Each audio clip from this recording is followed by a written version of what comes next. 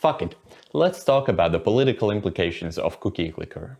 For those unfamiliar, the game goes a little like this.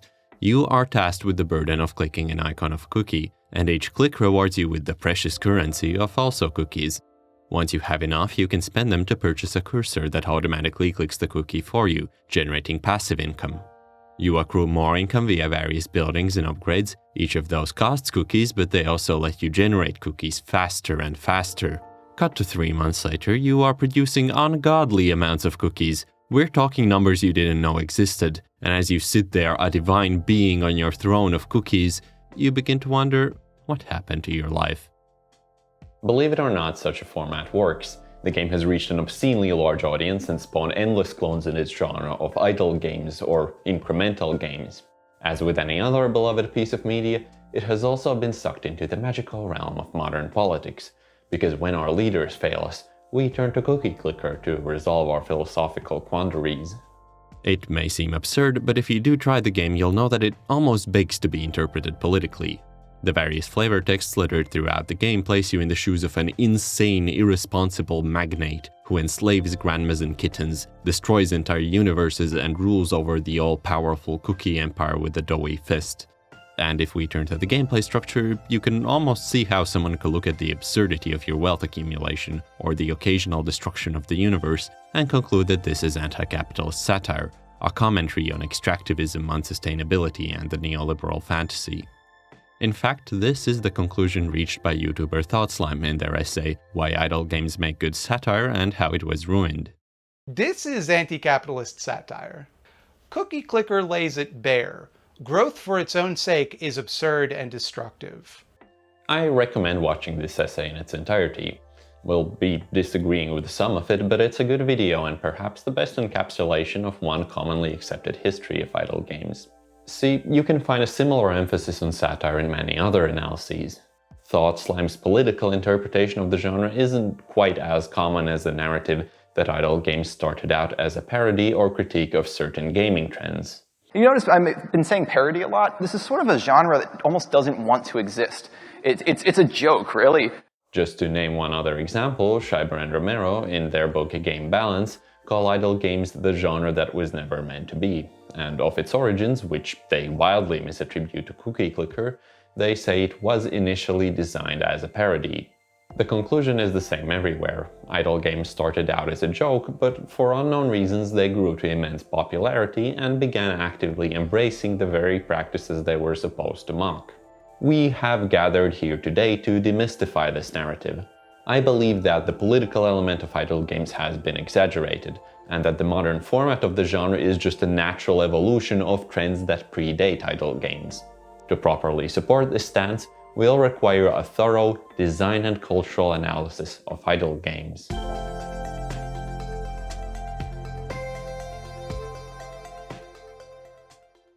Right away, because we're in the awkward position of opposing someone's interpretation, I have to clarify that we will focus on game design and not literary theory, where the very idea of valid interpretation is murky and sometimes challenged. We'll skip right past discussions of reader response theory or post-structuralism and instead proceed with a commonsensical approach that grows from understanding game systems. Games are very difficult to analyze politically.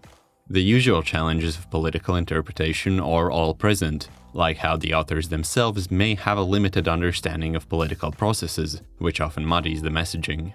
But for games specifically, an added layer of complexity comes from the fact that gameplay can affect the political meaning of a game.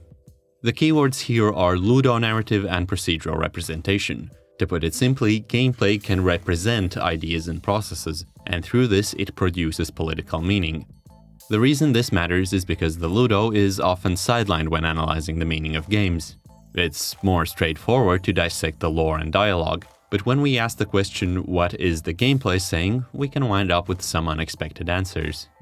An interesting case study is Grand Theft Auto V. The game is ostensibly anti-capitalist, even if we somehow miss the very blunt satire of modern American culture and consumerism. We still can't ignore that capitalism is literally name-dropped as a major source of these issues. Go to college. Then you're gonna rip people off and get paid for it. It's called capitalism. It seems reasonable to conclude that the game is anti-capitalist, but this position is challenged by John Bales in his very lucidly written book Ideology in the Virtual City, Videogames, Power, Fantasies, and Neoliberalism. One of the many arguments Bales uses to support his position is that the gameplay structures themselves mirror careerism under neoliberal capitalism. It is not only the consumerist side of the neoliberal demand that is embraced, as the game's structure in fact recreates a kind of work-leisure cycle. In the missions, players regularly receive tasks that look suspiciously like labor. In some cases, these are actual forms of legitimate work, from repossessing cars to driving a taxi or tow truck. But even the criminal jobs, including major heists, often reduce interaction to following a series of precise orders. The game makes you feel like you are opposing capitalism. Your crimes are legitimized because the system is so deeply corrupt.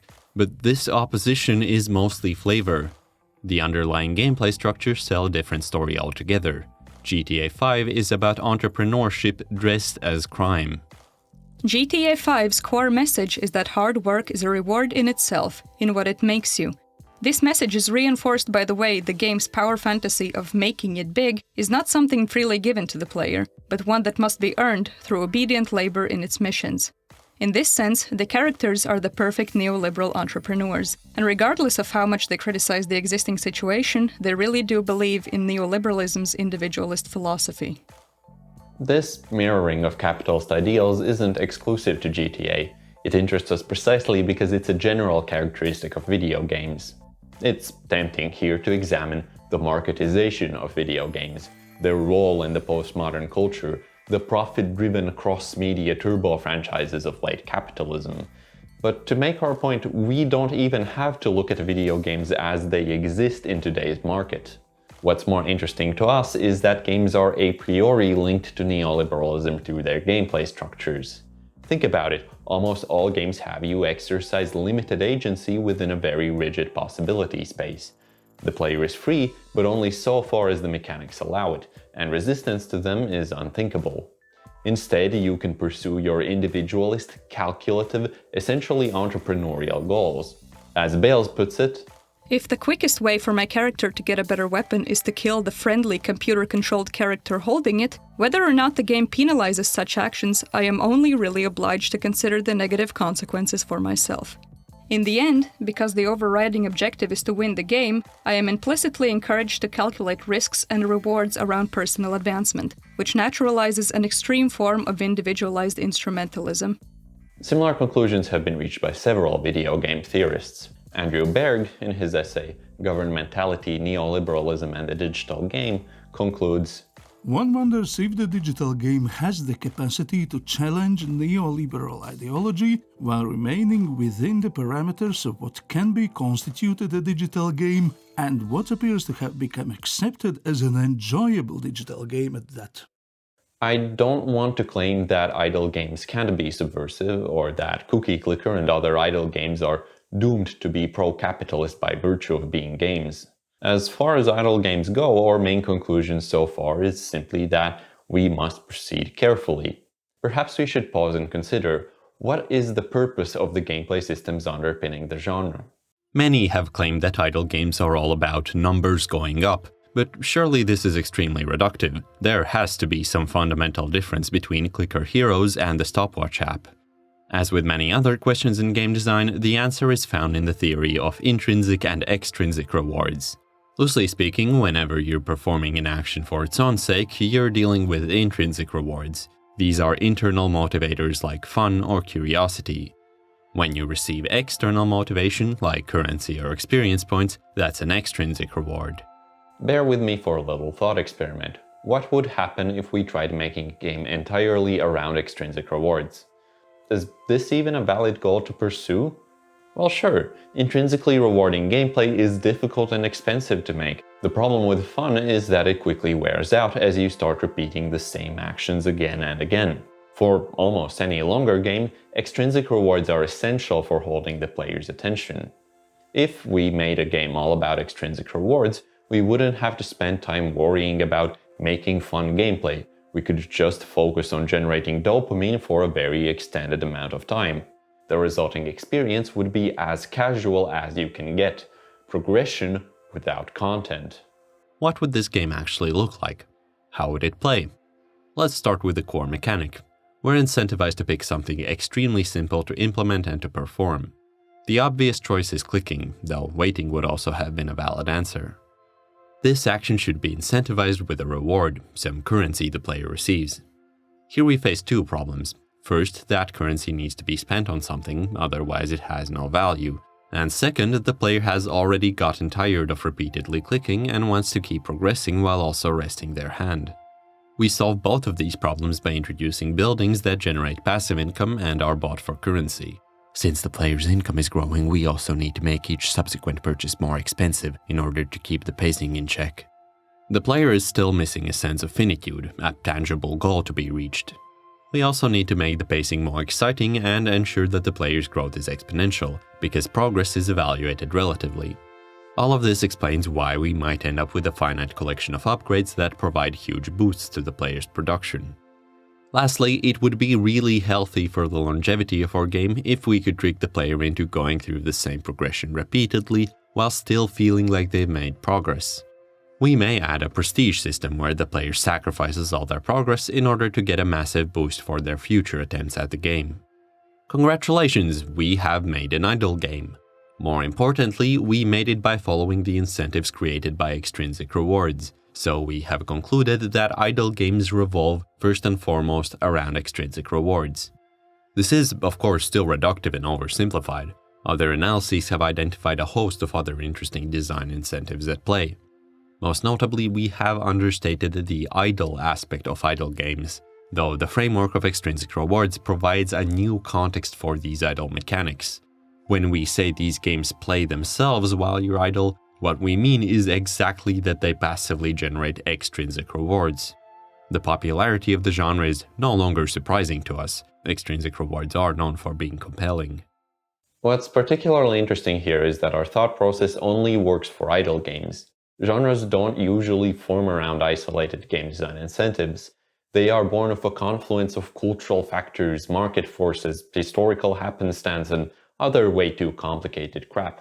Idle games are unique in that we can somewhat accurately pinpoint their underlying design incentives. If you remain unconvinced, I invite you to consider Progress Quest, often cited as the progenitor of idle games. Progress Quest, released in 2002, is a parody of popular MMORPGs of the time, and its critique of the form remains painfully relevant. Claims about the project's influence on the idle genre seem unsupported by evidence, and this overstatement of its legacy has also been brought up by its creator, Eric Fredrickson. Nonetheless, its mockery of RPG mechanics and its relation to the idle genre only further support our theory that idle games are built around extrinsic rewards. And this reveals an interesting link between RPGs and idle games. It all dates back to the designers who first tried to adapt the RPG genre for computers. The improvisational looseness that characterized tabletop RPGs like Dungeons & Dragons could not be easily transferred to the rigid and limited realm of computers. There have always been video games that attempt to defy these limitations, but the main feature that computer RPGs could reliably inherit from their precursors was the character progression, a primarily extrinsic motivator. What we call RPG mechanics nowadays has very little to do with role-playing. Instead, they're particular structures of progression, standardized over time to make the extrinsic reward as appealing as possible. This move towards the extrinsic and away from the intrinsic seems to be exactly what Progress Quest is parodying. The gameplay is stripped away, only the grind remains. And grind is just what we call a prolonged state of extrinsic motivation without any intrinsic motivation.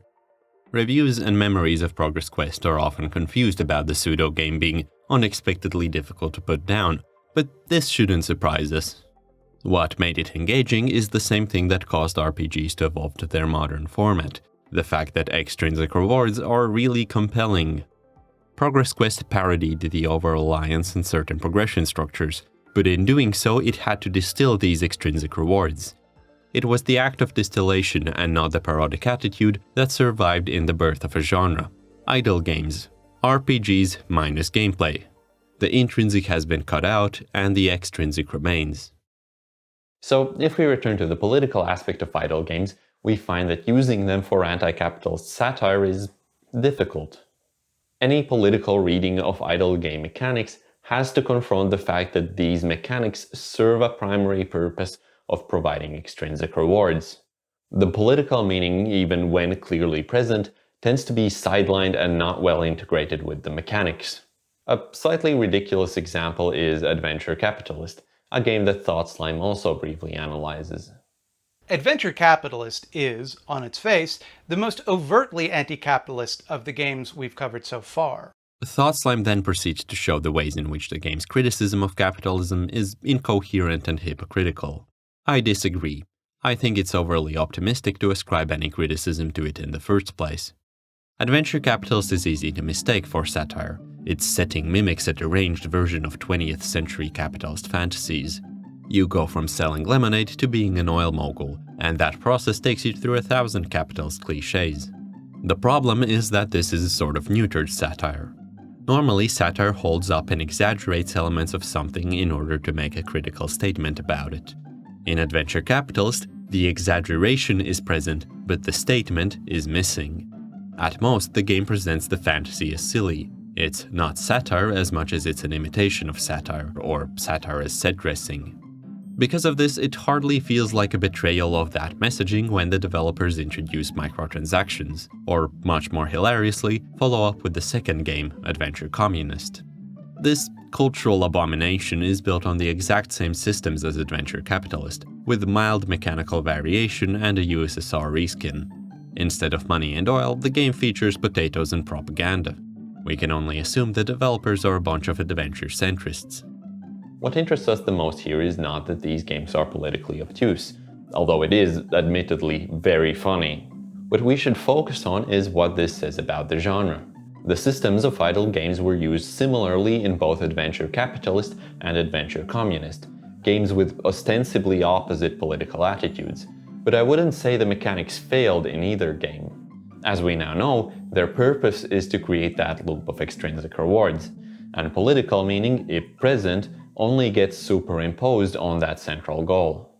We can still try to find similarities between these mechanics and neoliberal growth fantasies, but at the very least our examples cast serious doubt on whether idle game systems were ever predisposed towards a specific political message.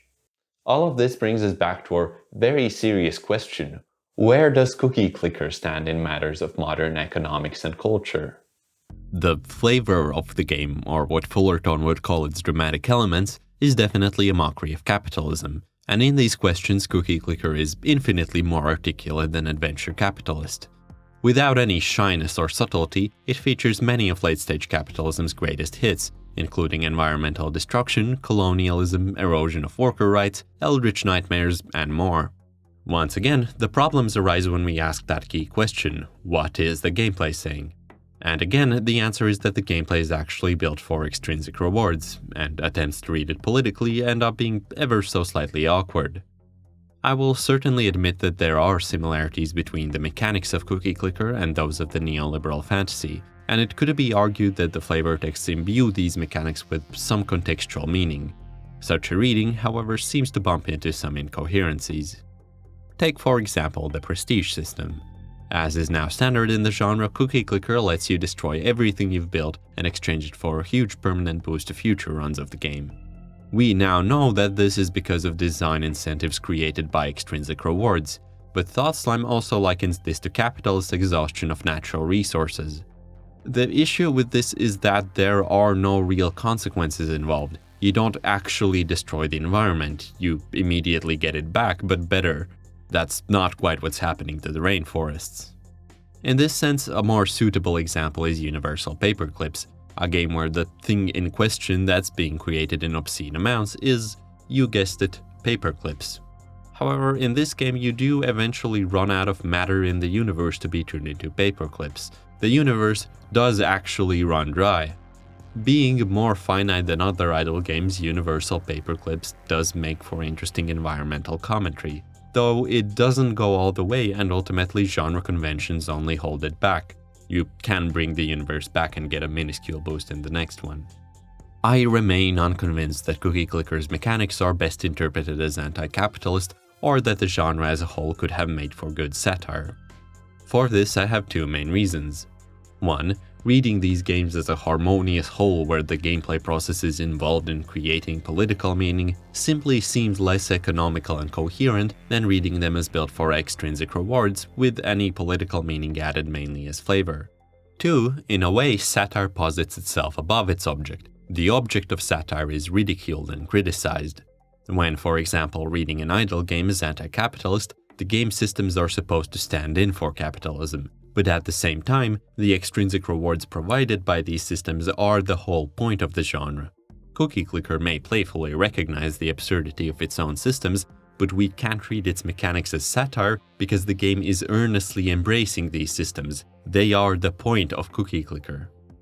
This argument also dismisses the idea that idle games are satire of extrinsic rewards and not just capitalism, two ideas that we should be careful not to conflate.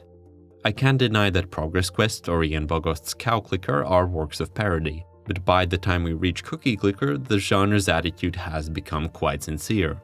Cookie Clicker's creator, Orte, seems aware of this, revealing in an interview, "The idea that we made Cookie Clicker to brazenly expose the hypocrisy of repetitive modern gaming is very fun, but ultimately it was accidental." This is not to be taken as some grand criticism of Cookie Clicker, and I wouldn't say it's pro-capitalist either. As a product of design, it's absolutely genius, and the flavor texts are often really witty. In general, Orte seems like a funny and based guy. I believe the most coherent way of reading his game is that it's a dopamine generator, one of the early games to recognize the potential in distilling extrinsic rewards.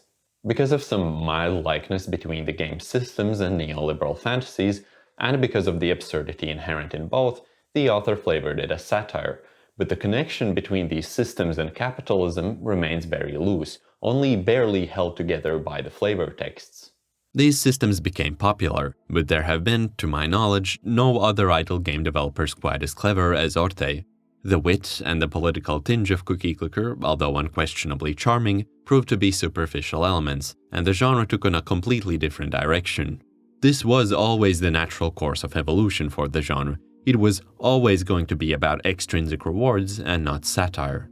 It also seems logical in hindsight that the idle genre has in fact become particularly integrated in capitalism through various kinds of monetization strategies. Idle games are progression without gameplay. They are game economies divorced from any ludic context. This is perfect for monetization. Dev teams don't have to spend resources on creating gameplay, instead they can get straight to monetizing the progression. The gacha idle game, currently making waves in the mobile market, is the natural next step. Although it's a relatively new form of idle games, I would argue that the most important ideas underpinning these games were already present when people first started unironically enjoying Progress Quest. Of course, idle games come in a wide variety of flavors. Some trends have been born of cold market forces, but there is a lot of heart put into many of these games. I myself had great fun when I once designed an idle game, Lazy Galaxy 2. Just because I feel like the genre's capacity for commentary has been overblown doesn't mean I don't recognize all the brilliant design thinking behind these games. And although I find the genre to be silly overall, I do believe there is a valid cultural role for games that are chill and suited for running in the background. We shouldn't be too harsh on our happy little dopamine generators. Just keep in mind that the revolution, my comrade, won't be fought for on the battlefields of idle games.